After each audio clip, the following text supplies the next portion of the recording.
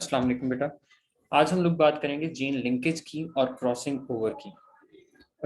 Gene linkage असल में जब मेंडल ने अपने लॉज पेश किए तो उस टाइम पे वो बिल्कुल भी नहीं जानता था कि जीन्स क्या हैं और जीन्स जो हैं वो क्रोमोसोम से प्रेजेंट हैं। ठीक है, उसको इन चीज़ों का बिल्कुल भी आइडिया नहीं था। और क्योंकि उस टाइम तक जो थे वो क्रोमोसोम्स और जीन्स और ये वाली सारी चीज़ें जो थी वो डिस्कवर भी नहीं हुए थे। जब उसके एक्सपेरिमेंट कंडक्ट हुए इसके बाद जाके ये बहुत सारी चीज़ें हुई। ठीक है ना।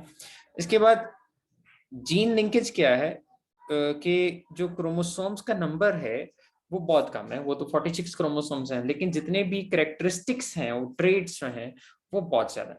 ठीक है, तो इसलिए वो बात कर रहा है कि नंबर ऑफ जीन्स जो हैं is far greater than the number of chromosomes. ठीक है, बल्कि हर एक क्रोमोसोम के ऊपर कोई 100 या कई हजार जीन्स प्रेजेंट हो सकती हैं। ठीक है, अब genes located on the same chromosomes that tend to be inherited together in genetic crosses are said to be linked genes। अब वो वाली जीन्स जो कि एक ही क्रोमोसोम पे प्रेजेंट हैं और जिनका चांस है कि वो जब ट्रांसमिट होंगी नेक्स्ट जनरेशन में तो इकट्ठी ट्रांसमिट होंगी, उनको हम कहते हैं कि वो लिंक्ड जीन्स हैं।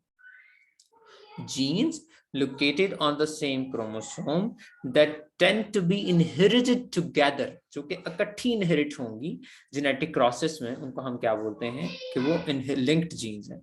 अब जो इनका इकट्ठे रहने का जो प्रोसेस है जीन्स का, एक क्रोमोसोम की जीन्स इकट्ठी रहती हैं, वो जो है वो असॉर्ट नहीं होती, इंडिपेंडेंट असॉर्टमेंट के रूल को फॉलो नहीं करती, तो उनका हम कहते हैं कि जीन लिंकेज है। ये प्रोसेस क्या है? Gene linkage. अब जीन्स जो हैं अगर तो वो ऑटोसोम्स के ऊपर, यानी कि वो जो आपके नॉर्मल बॉडी के फंक्शंस को कंट्रोल करने वाले क्रोमोसोम्स हैं, ऑटोसोम्स जो हैं उनके ऊपर प्रेजेंट होती हैं, तो हमारे पास क्या होंगी? वो ऑटोसोमल लिंकेज होगा। ठीक है ना, यानी कि आपके ना क्रोमोसोम्स को हम डिवाइड करते हैं दो बड़े ग्रुप्स में। एक होते हैं सेक्स क्रोमोसोम जो कि आपकी जेंडर को कंसीडर करते हैं या जेंडर को डिफाइन करते हैं, डिस्क्राइब करते हैं, और एक ग्रुप होता है वो जो कि जेंडर वाले क्रोमोसोम से डिफरेंट होते हैं, अलग वाले। जेंडर वाले क्रोमोसोम के अलावा जितने भी क्रोमोसोम्स हैं वो सारे के सारे क्या कहलाते हैं? ऑटोसोम्स कहलाते हैं। तो ऑटोसोमल जो हमारे पास करेक्टरिस्टिक्स हैं या ऑटोसोमल अगर हमारे पास जीन्स के जो लिंकेज ग्रुप बने होते हैं उसको हम कहते हैं ऑटोसोमल लिंकेज।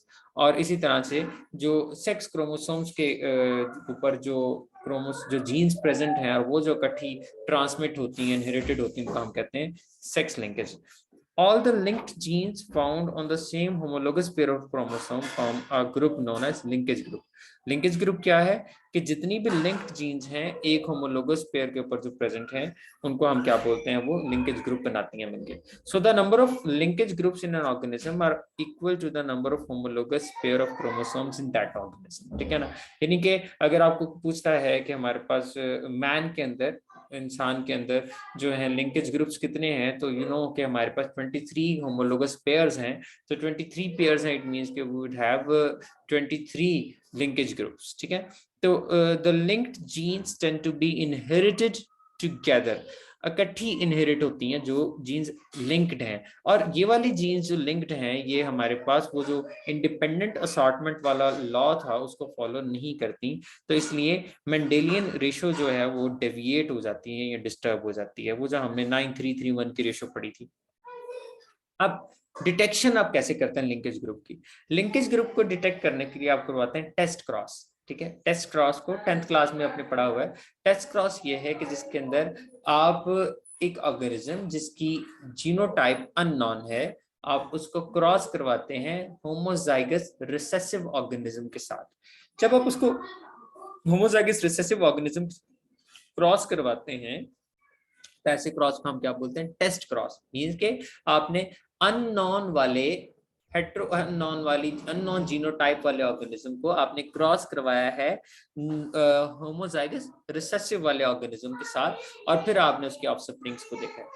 अब अगर तो उसने कहा heterozygous individuals for two traits is back cross with its recessive parent, यानी कि उसने कहा कि अगर आप टेस्ट क्रॉस बनाते हैं और उसमें आप हेटेरोजाइगस इंडिविजुअल को क्रॉस करवा देते हैं जिसमें दो ट्रेट्स हैं, आप उसको क्रॉस करवाते हैं उसके रिसेसिव पेरेंट के साथ, तो ऑल 4 फिनोटिपिक कॉम्बिनेशंस अगर आ जाती हैं 1-1-1 की रेशो से, यानी कि 2 पेरेंटल आ गई हैं और 2 हमारे पास वो चारों जितनी भी टाइप के आपके पास थे ना, यानी कि जो होमोजाइगस, हेटेरोजाइगस, फिर पेरेंटल वाली और ऑफस्प्रिंग वाली सारे कॉम्बिनेशंस बन जाते हैं, तो 1-1-1 की रेशो आ जाएगी।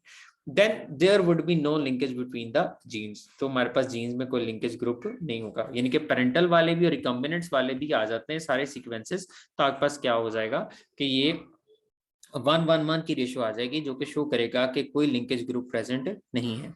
और अगर रेशो डेविएट करती है इस रूल से, तो इसका मतलब क्या है, ज्यादा पेरेंटल टाइप आ जाती हैं, रेस्ट रिकॉम्बिनेंट आ जाती हैं, या ज्यादा जो है इसमें क्या होगा, अगर तो वेरिएशन आती है कि ज्यादा पेरेंटल वाले आते हैं और रेस्ट रिकॉम्बिनेंट वाले आते हैं, इसका मतलब क्या होगा कि इनकम्प्लीट या पार्शियल लिंकेज प्रेजेंट है। बट अगर सारे के सारे पेरेंटल ग्रुप आ जाते हैं, तो इसका मतलब कंप्लीट या टाइड लिंकेज प्रेजेंट है, ठीक है ना। तो ये चीजें आपने मल्टीपल चॉइस के पॉइंट ऑफ व्यू से करनी है कि लिंकेज ग्रुप क्या है और लिंकेज ग्रुप की आप डिटेक्शन कैसे करते हैं, तो आपको ये आइडिया होना चाहिए। शॉर्ट क्वेश्चन के लिए भी मल्टीपल चॉइस के लिए।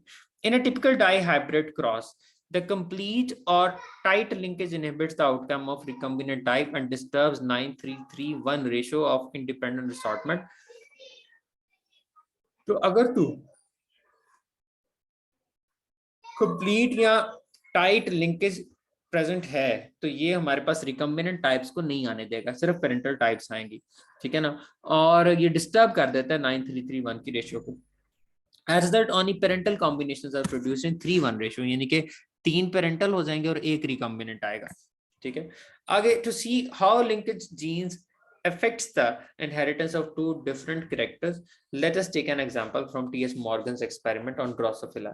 Drosophila के ऊपर T.S. Morgan एक्सपेरिमेंट किए और Drosophila के अंदर ना उसने विंग्स की जो अरेंजमेंट थी वो देखी।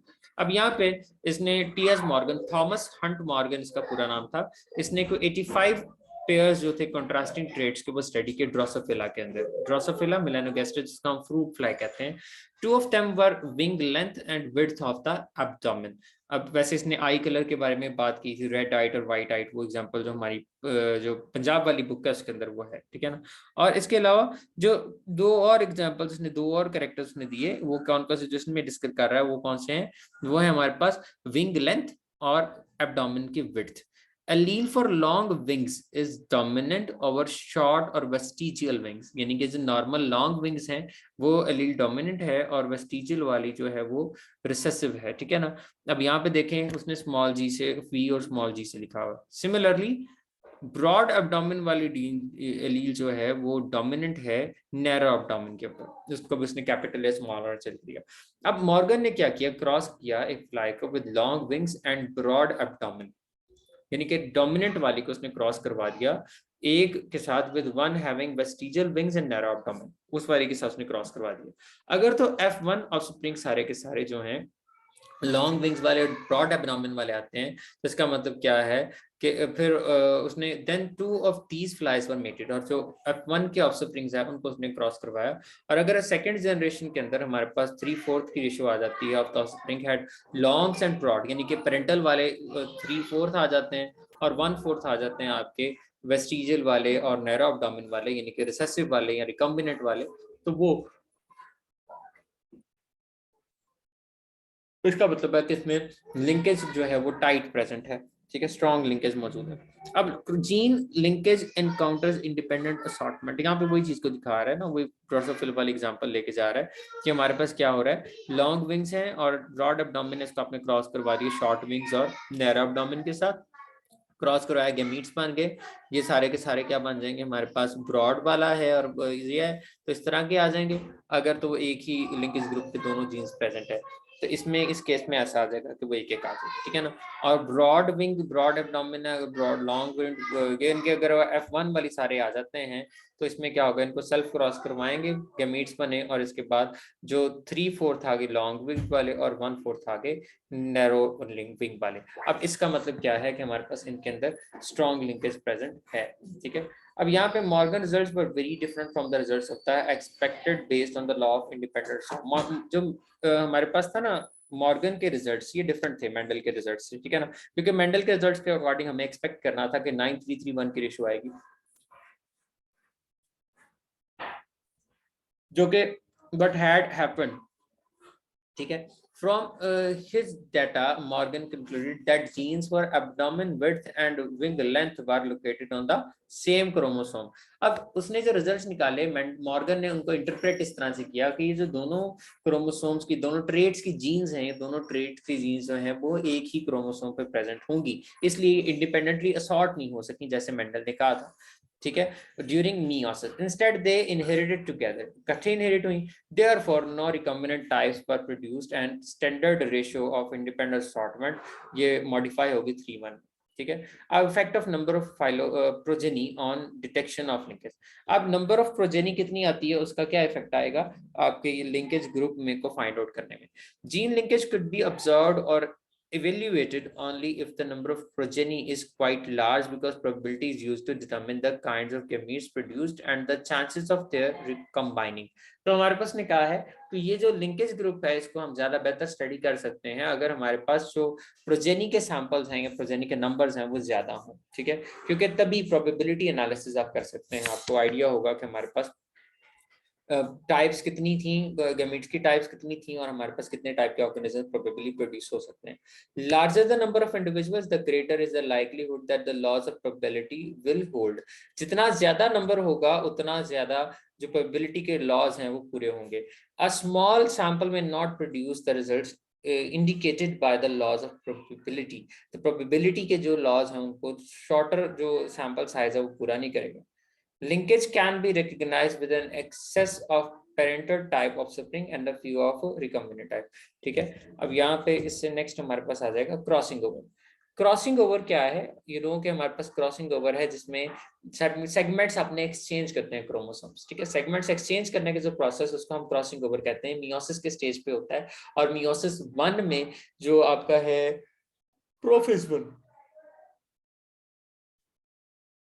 उसी में हो जाता है। जब देखिए हमारे पास कंडेंसेशन होगी ना, क्रोमोसोम कंडेंस हो गए और विजिबल हो गए, तो उसके बाद नेक्स्ट स्टेप में आता है कि हमारे पास क्रोमोसोम्स होते हैं वो पेयर अप करते हैं, अपने सेगमेंट्स को एक्सचेंज करते हैं। तो वो जो एक्सचेंज ऑफ सेगमेंट्स वाला प्रोसेस को हम क्रॉसिंग ओवर कहते हैं। Subsequent experiment demonstrated that the process with which is responsible for the recombination of linked genes is crossing over. तो रिकॉम्बिनेशन किसकी वजह से होता है? क्रॉसिंग ओवर की वजह से। टेक्निकली इसको उन्होंने प्रेजेंट किया। अब क्रॉसिंग ओवर के अंदर एक्सचेंज जो है maternal parental chromatids parts occurs while homologous chromosomes are paired during prophase of meiosis 1। अब उसने कहा कि ये जो क्रॉसिंग ओवर तब होता है एक्सपेरेंटल मैटरनल और पैटर्नल क्रोमेटिड्स अपने पार्ट्स कब एक्सचेंज करते हैं? जब हमारे पास वो अलग अलग होमोलोगस क्रोमोसोम्स पे होते हैं। ठीक है ना, यहाँ पे देखें and chromatid parts occur while homologous chromosomes are paired during the meiosis 1। meiosis 1 की प्रोफेज के अंदर ये सारा स्टेज बता रहा है कि तब होता है। recombinant chromatids resulting from crossing over may bring alleles together in new combinations, जिसको आप recombinants कहते हैं। recombinants क्या होते हैं कि नए वे से क्रोमोसोम्स जो हैं वो अरेंज होते हैं और एलील्स डिफरेंट वे से आती हैं सामने एक दूसरे के। so when they are distributed in different gametes, a variety of gametes are produced। तो variety produce होती है। Therefore, crossing over leads to recombination of genes and thus response of a genetic variability in sexually producing organism। तो genetic variability की reason असल में क्या है? आपकी crossing over। Percentage of crossing over or recombinant frequency has helped in locating the genes on chromosomes। तो हमारे पास जो परसेंटेज है क्रॉसिंग ओवर की, इसने हमें बता दिया कि हम लोकेशन कैसे फाइंड आउट कर सकते हैं। ठीक है, यहाँ पे अगर आप देखें कि वो आइडिया देने की कोशिश कर रहे हैं क्रॉसिंग ओवर सेगमेंट्स एक्सचेंज होते हैं। ठीक है, अब determining the sequence of preparation of chromosomal maps, तो क्रोमोसोम मैप्स इसके थ्रू बन सकते हैं। ठीक है, तो यहाँ पे शायद उसने आगे जाकर बताया भी होगा डिस्टेंस वाइज इसका होता है। ठीक है, बाकी इसके बारे में फिर मैं बाद में बात करता हूँ।